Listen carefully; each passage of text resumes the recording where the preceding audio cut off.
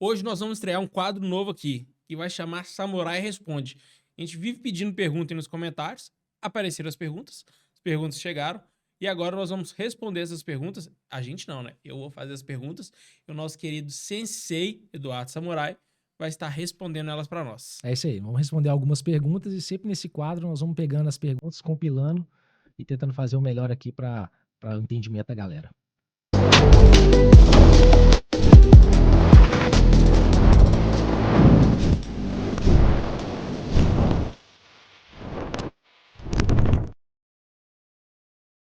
Sensei, você que é faixa preta, tanto em karatê de combate quanto em Kudo, então ninguém melhor que você para responder essa pergunta que a gente já viu nos comentários várias vezes.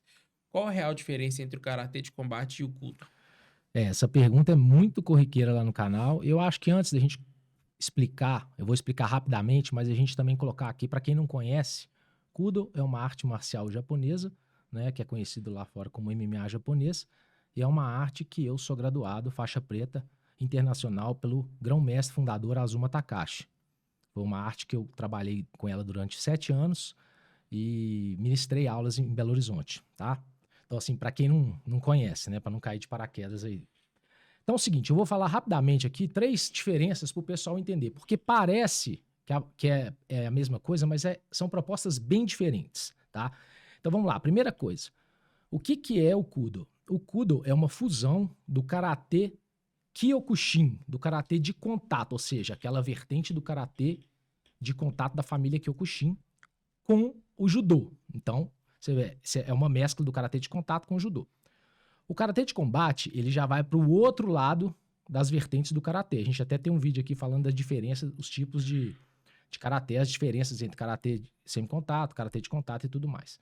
Então, o karatê de combate, ele é uma variante desse estilo aqui, dessa vertente do karatê, que é karatê do, é o karatê que a gente chama de karatê tradicional. Então, é uma variante desse karatê do, que a gente coloca aí Shotokan, Kenryu, Goju-ryu, Wado-ryu e por aí vai, tá?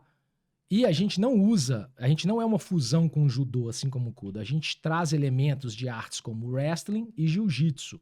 Por quê? São artes que casam muito bem com o karatê do, né, com a aceleração linear do karatê, com a forma de lutar do karatê, com a movimentação do karatê, e são artes que, ao meu ver, são mais funcionais para um combate realista, né, tanto o jiu-jitsu quanto o wrestling.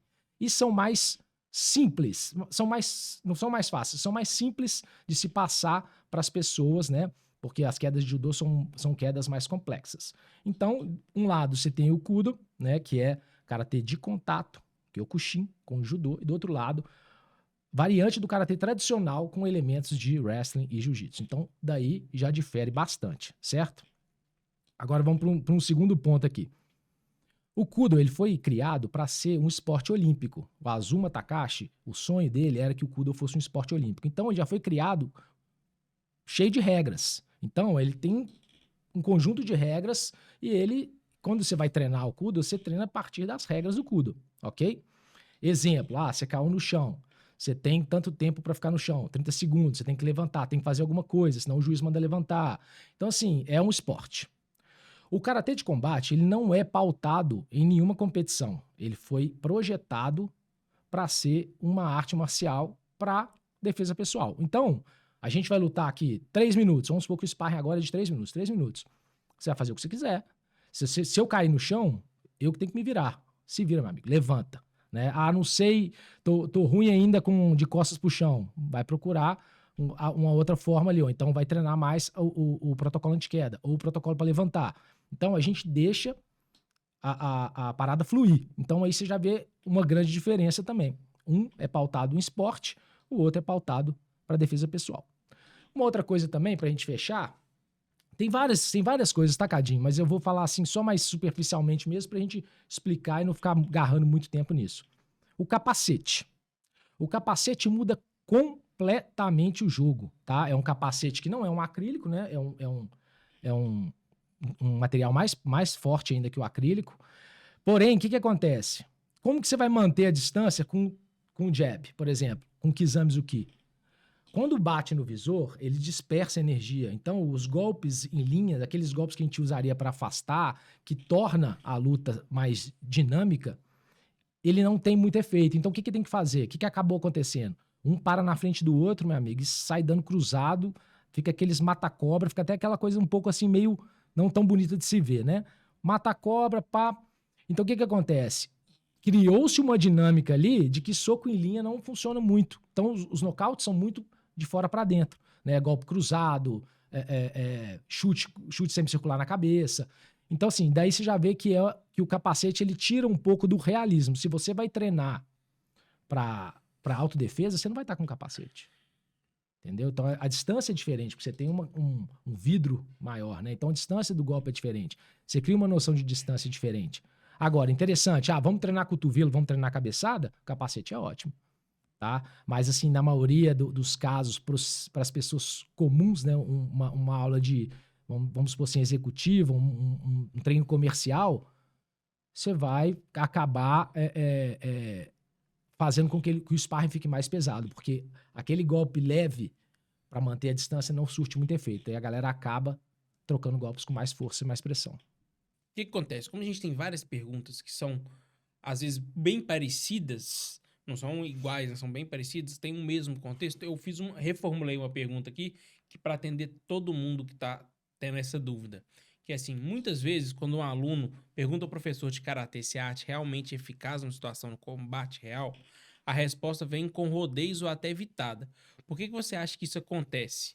Existe um certo tabu dentro do karatê tradicional para discutir essa efetividade da arte como uma arte real? Bom, vamos lá. Essas perguntas que foram compiladas aí, a gente pode ir muito fundo a respeito disso, né? Vou tentar ser mais conciso aqui. O que acontece é o seguinte, o karatê que chegou até a gente já foi o karatê esportivo. Então, aquele karatê que era praticado em Okinawa lá atrás, antes da reformulação de 1938, era um karatê voltado para defesa pessoal mesmo. Então, se você é voltado para defesa pessoal, meu amigo, você tem que saber luta agarrada. Você tem que saber como que você faz quando alguém atraca com você, quando você cai no chão. Então, você tem que ser completo. Não existia aquele negócio de só vale soco, só vale chute, não vale queda. Então, tá bom. Aí, o karatê foi reformulado e chegou pra gente já nesse formato esportivo. Então, todos nós do Karatê-Do aprendemos esse formato de karatê tradicional. E isso é passado de professor para professor. Então, em 99,9% das academias, da branca à preta, você vai aprender os golpes que estão valendo na competição. Então, você vê lá, é golpe em linha, são os chutes, as varridas, movimentação, e para por aí, né? Uma coisa ou outra também, tá? Então, o que acontece? Um professor passa para o outro isso. Eles não viveram, a maioria dos casos, eles não viveram outras artes marciais. Então, na maioria dos casos, o professor treinou karatê a vida toda e ele passa o karatê para o aluno dele. Só que o que acontece? Hoje em dia, com a internet, com a informação do jeito que ela chega para a gente, os alunos começam a questionar. A gente vive no mundo do MMA, no mundo do UFC, né? Então, essa garotada toda que tá vindo aí, eles já são a garotada que vê esporte híbrido. Pô, é jiu-jitsu, que é a arte da moda, a arte marcial da moda no mundo, né? Que é a que mais cresce. E o MMA, que é o show. Então, eles vão questionar o professor, certo? Professor, mas por que a gente faz o golpe assim? Mas esse kata? Como é que é esse kata? Que golpe é esse? Mas por que é isso? Como que eu faço isso num combate real? Só que muitas vezes, Cadinho, o professor não sabe explicar para ele, porque ninguém explicou para o professor, entendeu? Então é uma coisa assim, eu te ensinei isso, que foi passado para isso, que foi passado para isso. Então o professor não sabe explicar. E é aquele negócio, começa os rodeios. Não, porque isso é para isso é para aquilo. E não faz sentido na cabeça do aluno, porque realmente não faz sentido. Até na minha não fazia sentido lá atrás, quando a gente não tinha acesso à informação, que a pessoa falava, isso aqui é defendendo um soco e um chute ao mesmo tempo. Eu acreditava, mas mesmo assim era aquele negócio difícil de engolir, sabe? Você fala, pô, mas tá. Agora, os meninos que estão vindo hoje aí, eles não. Você tem que explicar para eles o que está acontecendo. E aí o professor não sabe explicar. E o professor, muitas vezes, não quer sair da zona de conforto dele. O que eu digo que é sair da zona de conforto? Cadinho, quando eu pensei assim, beleza, eu vou ensinar um karatê ajustado, modificado para qualquer tipo de combate. Eu fui procurar o Muay Thai. Treinei anos de Muay Thai para testar meu karatê. Então, sair da zona de conforto para poder o cara me perguntar, e o cotovelo? E o joelho? E esse clinch aqui? O que eu faço? Pô, faz isso, isso e isso. Treinei anos de Muay Thai. Né? Foi aluno do grão-mestre Olímpio Cunha. Depois fui pro boxe. Treinei com vários campeões de boxe. Treinei boxe nos Estados Unidos. Fui aprender a mão. Como é que é a movimentação? Como é que eu saio do cruzado? Fiquei anos no boxe. Passei pro jiu-jitsu. Sou faixa preta 2º grau da Gracie Barra. Aí sim, aí eu volto pro karatê e falo assim, o aluno pergunta, o que é isso? É isso aqui. Como é que eu lido com isso? Assim. Como é que eu lido com isso? Assado. Eu tive que sair da minha zona de conforto, rodar, estou falando de décadas, tá? Eu dei essa resumida aqui, mas isso aqui é décadas dando essa volta. Só de jiu-jitsu já tem 15 anos. Então, posso responder o aluno. Então, às vezes o professor, uma coisa, ele não aprendeu. Então, às vezes nem é maldade do cara, ele não aprendeu. Mas 2, já aprendeu, viu que não sabe, corre atrás. Mas às vezes não quer correr atrás. E aí começa aquele negócio, não, se não funciona, é porque o problema não tá com você, o problema não tá com o karatê, tá com você. Aí o menino fala, pô, mas ninguém me ensinou a sair de um agarrão, ninguém me ensinou a sair de uma montada. Eu tô careca de ver, Cadinho, faixa preta de karatê que viveu a vida inteira fazendo karatê, não sabe sair de uma montada. Entendeu? Quando eu pensava o seguinte, que diabo de faixa preta sou eu, que se um cara monta em mim, eu não sei o que eu faço. Se eu caio no chão, parece que eu tô afogando. Tá errado. Pra mim tá errado. Se você pensar, não, karatê, esporte, ok. Não, você fala, eu faço karatê esportivo, eu faço karatê esportivo. Agora, o cara, muitas vezes, galera muito na internet lá, às vezes vem falar coisa nos comentários também, mas o cara sou faixa preta, sei lá o quê, mas o cara não sabe sair nem numa montada. O cara não sabe nem o que ele faz quando ele toma um chute nas pernas. Sabe? Então, tipo assim, e o cara, muitas vezes, ele não olha pra si e pensa o seguinte, pô, eu sou faixa preta. Eu falo que eu sou faixa preta. Mas eu não sei sair de um agarrão, não sei sair de uma gravata lateral, famosa gravata de porteiro, não sabe sair. Como é que põe uma faixa preta na cintura? Então, isso foi uma das coisas que fez eu buscar outras artes para que eu falava assim, não tá certo, eu não posso falar que eu sou faixa preta de karatê se eu não sei fazer coisas básicas de uma luta real. E a gente vê muito isso aí, entendeu? Então, muitas vezes o professor não aprendeu, muitas vezes o professor já entendeu que não aprendeu, que não foi culpa dele, mas também não corre atrás. Então começa esse rodeio. Ah, não, porque o karatê tem isso, o karatê tem aquilo. Homem, então me ensina. O aluno fala, pô, então me ensina, já que tem joelho, cotovelo, queda, chão, me ensina. Mas como que o professor vai ensinar se ele não treinou? Ele vai tirar da onde? Ele vai olhar na internet? Vai abrir o YouTube lá? Ah, tá. E vai correr. Não, o cara tem que correr atrás. Então não é tão fácil assim, sabe, Cadinho? Essa volta toda demora, não é tão fácil e é por isso que tem tanto rodeio. O cara não sabe ensinar. E aí fica dando um monte de desculpa por que o karatê, que o problema não tá no aluno, mas tá no karatê. Que o problema não tá no karatê, tá no aluno. Aí o cara fala, pô, então tá, né? O professor não me ensina, eu não sei onde que eu busco, vou sair do karatê. Mais ou menos isso. Mas agora já sabe onde achar, né? Agora sabe onde achar, com Na certeza. comunidade Ucha. Exatamente, karatê de combate tá aí pra isso. E eu falo, até aproveitando aqui, Cadinho, muita gente acha que o karatê de combate veio pra tentar substituir alguma coisa. E muito pelo contrário. A gente veio pra somar na comunidade do karatê e na comunidade marcial. Cara, tantos karatecas que a gente tem lá na escola, que são karateca de Shotokan, aqui no Ryu, faixas pretas, ou outras cores de faixa, laranja, verde, amarela, que vieram pro karatê de combate, ou até treinam um paralelo e soma demais, sabe? Porque o cara começa a falar o seguinte, pô, sou faixa preta de karatê, mas eu não sei esses detalhes aqui que no fundo me incomoda. Então eu vou pro karatê de combate, vou aprender como é que eu levanto quando eu tô de costas no chão, como é que eu faço uma pedalada, como é que eu faço uma levantada técnica. Ah, se o cara me agarrou, como é que eu faço um protocolo anti-queda? Como é que eu lido com cruzado, como é que eu lido com chute nas coxas, entendeu? Então assim, não tem essa, porque esse karatê não é karatê. Não, esse é karatê de combate. É diferente, é de combate. Quando é de combate, muda muita coisa. Não dá pra você pegar um karatê Shiai Kumite e falar que você vai lutar com qualquer arte. Você tem que mudar, ele fica diferente, entendeu? Então, assim, o karatê de combate ele veio pra somar com a comunidade do karatê. Ninguém tá competindo com ninguém aqui. Mestre, Como é que você tá vendo a aceitação da galera em questão ao karatê de combate? Tanto a galera que tá vindo de outras artes marciais, quando a galera tá vindo do karatê, toda a galera que nunca treinou nada já tá indo direto pro karatê de combate, como é que você tá vendo a aceitação do pessoal? Cadinho, essa pergunta é muito interessante porque era uma coisa que eu pensei muito, né, antes de criar essa escola, de desenvolver essa metodologia, essa escola, porque eu tinha muito receio das pessoas não entenderem a proposta. A galera muito tradicionalista, o karatê ele é muito assim, né? Mas a surpresa que eu tô tendo é que a aceitação tá sendo uma coisa assim, gigante, sabe? Se a gente for ver assim, questão de porcentagem das pessoas que mandam mensagens pra gente no canal, ou até mesmo no Instagram também, né? Que a gente tem o meu perfil e o perfil do Karatê de Combate lá, 95, 96%, mais ou menos, assim, das pessoas que... Isso eu tô falando com base em estatísticas que eu já fiz alguns cálculos.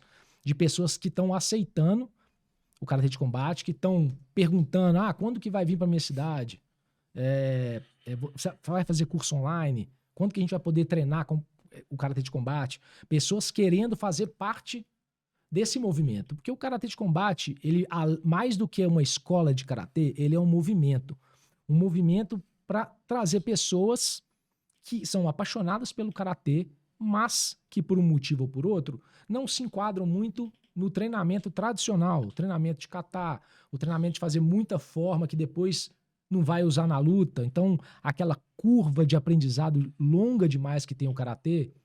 Então, assim, é um movimento para as pessoas que querem um karatê mais dinâmico. E aquele negócio que a gente acabou de falar aqui, não é competição, é para somar, tá? Então, a aceitação tem sido muito grande, porque o que eu tenho visto, Cadinho? Eu tenho visto que as pessoas gostam muito de karatê, mas as academias estão vazias. Então, assim, a galera tá assim, tá, e aí? Que horas que a gente vai... que horas que a gente vai ter um karatê mais adaptado? Um karatê que eu possa me lidar com outras modalidades? Um karatê que eu possa ficar mais seguro? Porque, como a gente disse, Cadinho, a informação tá aí. Então, o karatê ele veio para isso e o pessoal abraçou. Até mesmo o kimono preto, né? Que às vezes muita gente fala, karatê tem que ser kimono branco e tal. Mas o kimono preto, ele vem com essa pegada de modernidade, de trazer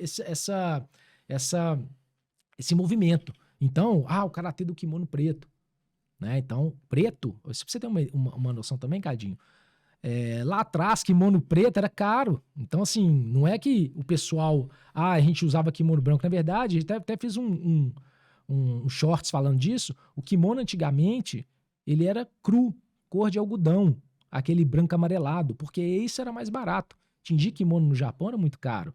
Então, você tingir um kimono de branco no Japão era caro, entendeu? Então, assim, de preto, caro. Só que o que eles fizeram? Depois foi ficando mais barato a tinta, o tingimento, eles falaram, pô, esse kimono muito amarelo aqui, muito cru, tá parecendo que tá sujo. Vamos dar uma clareada nele, vamos pintar ele de branco, por isso que ficou branco.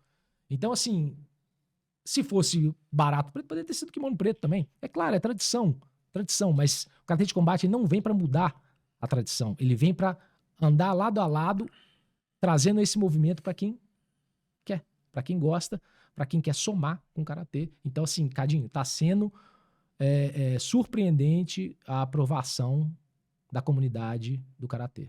Então, Sensei, acho que as perguntas foram respondidas. Acho que galera, bota mais pergunta aí, gente. Chame mais perguntas. A gente vai ter outros quadros chamados Samurai Responde. Isso aí, muito obrigado a todos. Se inscreva no canal, curta, comenta, compartilha. Faça mais perguntas aqui ou em outros. É isso aí, né, Sensei? É isso aí, galera. Até o próximo vídeo, então. Valeu!